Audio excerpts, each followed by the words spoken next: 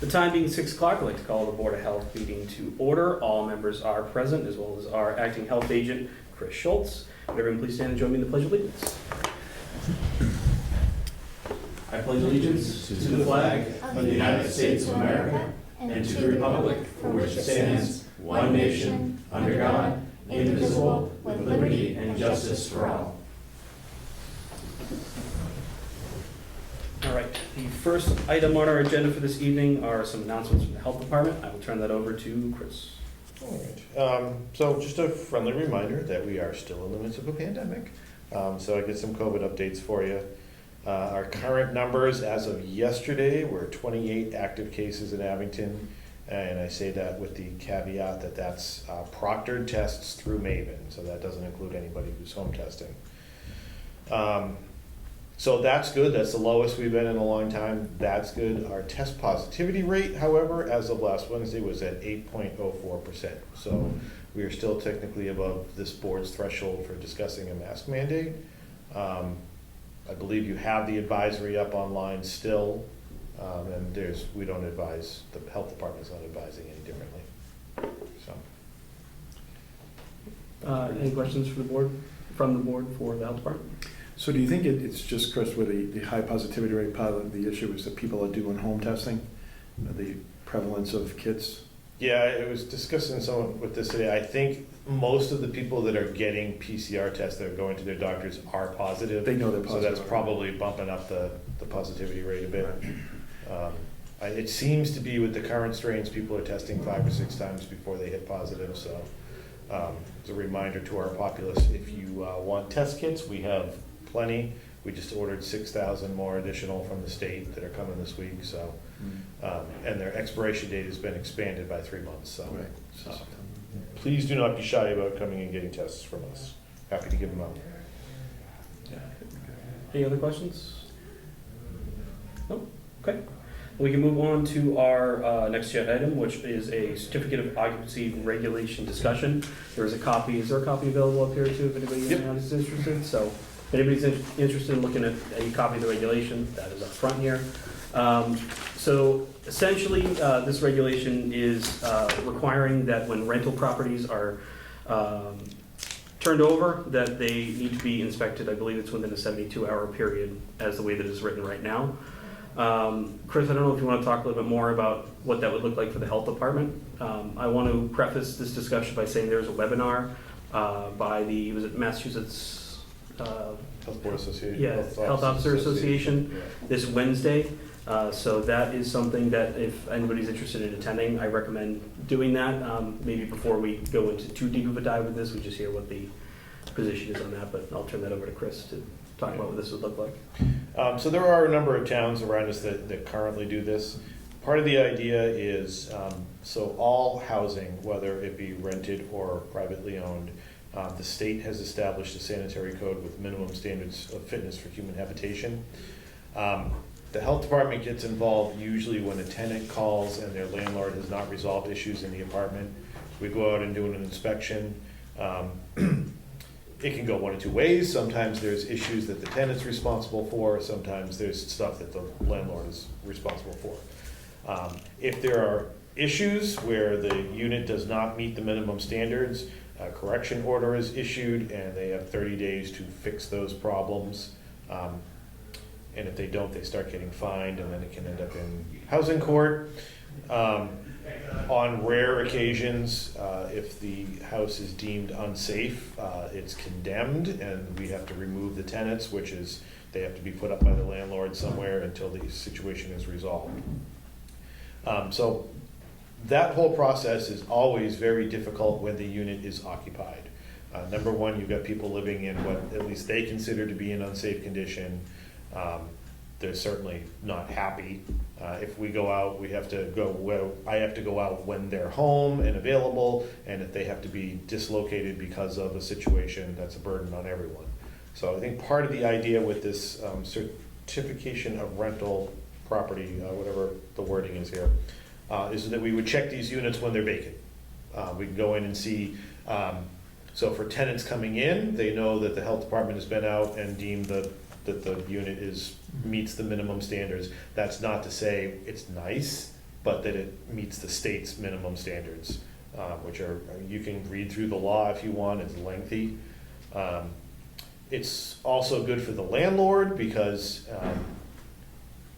we can identify issues ahead of time, so they might be able to make a priority bullet list of stuff that's going to need to be addressed if it doesn't immediately need to be addressed.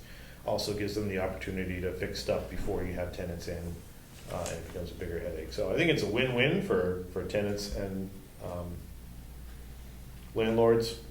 Weymouth has been doing this for, how long did we say, like 50 years? 50 years? Yeah.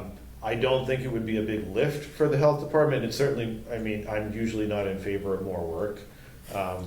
But we have a public health excellence grant right now where we're working with 4 other towns to share services, so we have access to other inspectors.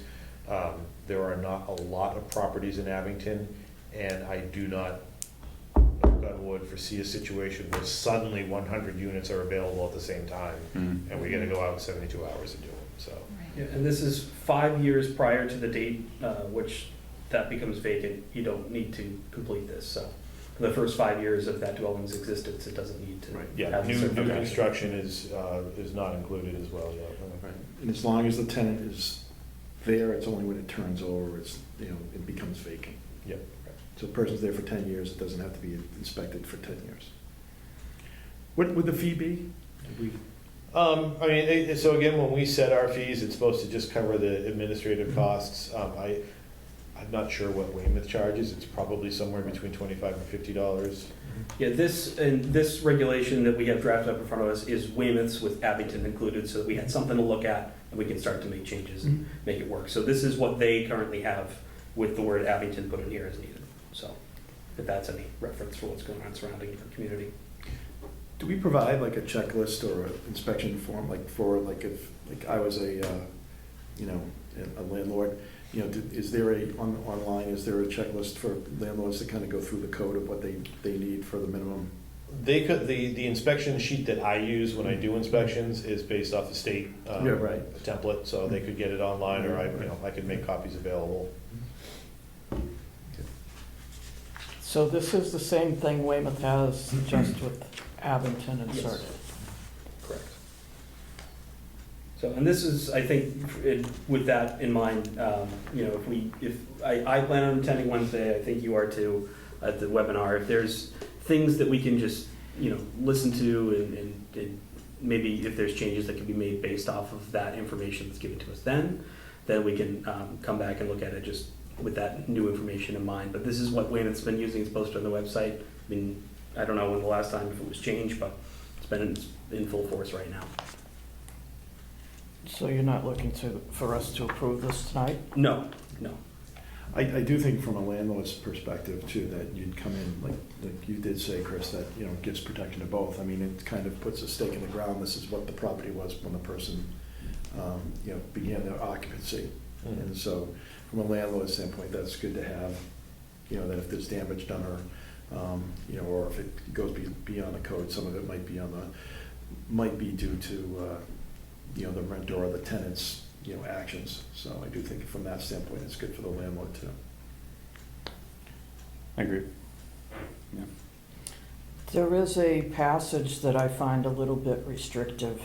It's the first half of the third paragraph.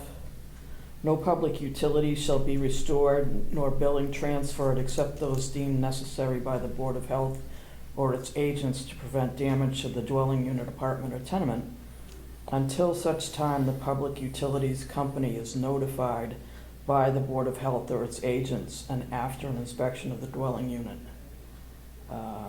certified being fit for human habitation.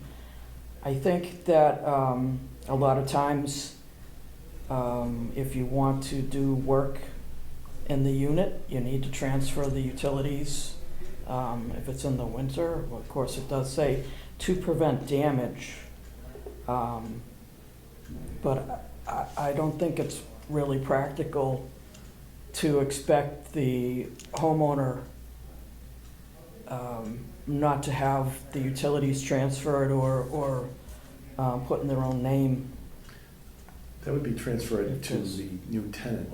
Right, to transfer it to the new tenant, but so if my tenant moves out and I need to paint up there at night after work, I need to have the electricity, and if it's in the winter, I need to have the heat in my name so I can do that.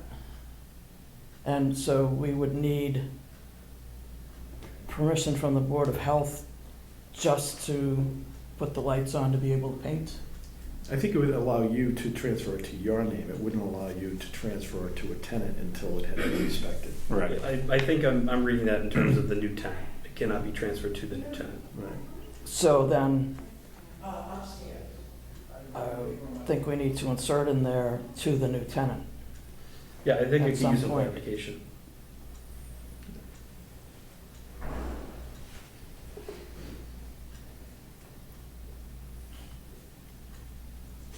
And so, except those deemed necessary by the Board of Health. No utilities shall be transferred except those deemed necessary by the Board of Health. Like, how does the landlord know what's deemed necessary? Well, it's notified by the Board of Health or its agents, so that would be Mhm. something that the agent would communicate. Yeah, Or if they felt that was no necessary, cable. they would speak with you. So, somebody calls the Board of Health, I have a vacancy, I want you to come out and look at it, and the person they're speaking to at the Board of Health on the phone will tell them, like, step by step, everything they need to do to fulfill this. Well, I think there would be a notification that this turnover was going to occur, and the health department, or, Chris would go out, or an agent would go out and do this human habitation inspection, and it would operate as it would with any other human habitation inspections. So the landlord would be able to transfer it into his name, but it would not be able to be transferred to the tenant until the inspection was done. Right. Yeah. That's what I'm reading. Right. And I'm more than So- happy to reach out to the health agent in Weymouth and, find out the practical end of how they do it. I just, actually, Aaron and I argued about this a bit. I wasn't gonna bother checking with Weymouth until I was sure the board was gonna move forward. But I'm more than happy to make an appointment, sit down with them and go over, so I can get you guys that information, what the particulars would be. Is there any I like the idea? of it so far. Yeah. Sorry. Good. I was just gonna say, I like the idea of it so far, from a tenant's perspective, like knowing that a health agent has gone in to make sure that the environment is habitable, sounds lovely. Because what you said earlier, that the landlord would have 30 days in order to make some of the issues fixed, like that's terrifying for someone to be without water or heat for that long. Emergent things are with More, 24 okay. hours, 7 days, there's Good, different Good, limits, good, good. Yeah, if your electrical outlet is broken, you get 30 days for Okay. that. but- Yeah, okay. And the other thing it might cut down on, like, I get a lot of calls where people are complaining about mold. There are no state or federal regulations on mold whatsoever. When a health inspector goes in and sees mold, that's a moisture issue, so that's our concern, is somewhere moisture is getting in. So to get in ahead of time and be able to identify something like that can save a lot of frustration, because if you think about it, if you're a tenant, you got a moldy bathroom and you call the health department to complain, and you hear there's nothing we can do about Right. it, it's upsetting. So to get ahead of that, that might nip some of that in the bud and get remediation in place before things get moldy. Chris, do we know how many rental units that we do have in Abington at all? Do we have? any? That's my other fear. I don't think it's overwhelming, but I could find that out from the assessor's office, but I'm not sure. But to your point earlier, there's a very few, if any, scenario where you're gonna have hundreds of units up at once. Right. And if there was, I can guarantee you I would just leave. It wouldn't be my problem. You guys can split up amongst 5 of you. But yeah, that's, And just so the public knows, when an apartment is new, obviously they get the certificate of occupancy from the building department, yeah. The building department. or the permitting from the building inspector. So do they have to go out and do an inspection too? Well, they do right along during construction, they do. They continually do the different inspections and everybody signs off and they finally get their occupancy permits. But if it's new construction, you don't need this. That's what I'm Yeah, saying. that's why I we just would- said for the public's knowledge, that, that's why we don't have to do new construction, because that is done through a different process with the occupancy. Oh, so the new construction CO, not this particular. Exactly, Yeah. This certificate is something different. correct. Okay. Any units I see. over 5 years old, I guess would be the Yeah, and Threshold. if we feel we want to adjust that, I'm sure we can. It just, again, let's figure out what they say on Wednesday and see if there's anything that is different that needs to be applied here. That'd be my suggestion. Any further discussion or? No, I mean, to me, this just seems like a very good minimum requirement for people moving into a place and for landlords to be held accountable, so, To avoid conflict down the line. totally. All right, hearing no other discussion, we can move on to the approval of the minutes for May 16th, 2022. Copy is available here. Is there any discussion or changes? I'll make a motion to approve the minutes as written. A motion to approve the minutes as written from Kevin. Do I have a second? Second that, yep. Second from Katie. Any further discussion? All in favor? Aye. Opposed? It's unanimous. The minutes are approved. All right, and lastly on our agenda is correspondence. Any member of the board, any correspondence they want to share? No. Health Department? Oh, so many. So I'll just share with you, so we've been getting, it's summertime, we've been getting a lot of complaints from people about rats. So I just want to remind the public that as unfortunate as it may be, rats are native. They're a wild animal that lives in this habitat, they're natural to this environment. Really the only thing that we can do is keep them out of our homes. So if you're seeing rat activity in your yard, removing bird feeders, making sure that your foundation is solid and there's no point of entry. Once they get into your house, you got a problem. You're not gonna be able to get rid of them. But between the amount of construction in Abington and the loss of habitat, we're seeing more of them. We're aware of it, you know, people call, I'm not saying don't call, but just realize that there's nothing that we can do about it. If they get in your house, you get to call pest control. But there's information on our social media on how to remediate the issues in your own yard. I didn't know this wood piles, if you have a wood pile in the backyard, it should be like 16 inches off the ground. That'll help keep them out. I never realized that. Never heard that. To that, though, one of the things that people can do that would be very helpful to cut down on the rat population is mow your grass. There's a number of houses in Abington, and I get a lot of calls about people not mowing their grass. Tall grass is harborage for both vermin and ticks and mosquitoes. And I will beg the residents of Abington, if you have a couch that you are getting rid of, nobody wants it. If you put it out on the curb with a sign that says free, it's gonna sit there and rot on the curb. This is an ongoing problem, and we can fine people for leaving furniture out. If it's in your yard, it's a $50 fine. If it's on the street, it's a $1,000 fine. And because of the increase in rats and complaints, we will be making more of an effort to police furniture out on the curb. So if you have a large piece of furniture that you're looking to get rid of, Boston Carting charges $35. You can call them directly. They'll schedule a pickup date for you, easy peasy. Also, I imagine like making sure your trash covers are covered, like are closed, those type of things are Yeah. helpful as well. I should mention, so apparently the squirrels in Abington have decided that trash barrels are delicious and are eating through, I've gotten like 6 complaints in the last week of people's barrels have been eaten through. I am completely out of trash barrels. I have on order 54 that are supposed to be coming in the next 2 weeks. So as soon as we have them, I'll go out and replace them, but currently I have no replacement trash barrels.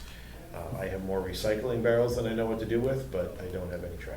So. I had about 100 feet of like lights on a thing. They ate probably 70 of them. They just like gnawed off the bulbs, and I didn't know what was happening like the first 10. I'm like, what the heck is going on here? And then it's like, Apparently they like that stuff. apparently they do. I just need to, electrify it maybe, and then they won't do it anymore. Thank you, Chris. Yep. I would now entertain a motion to adjourn. I'll make the motion to adjourn. Motion to adjourn from Second. Lisa, second from Kevin. All in favor? Aye. Opposed? It is unanimous. We are adjourned.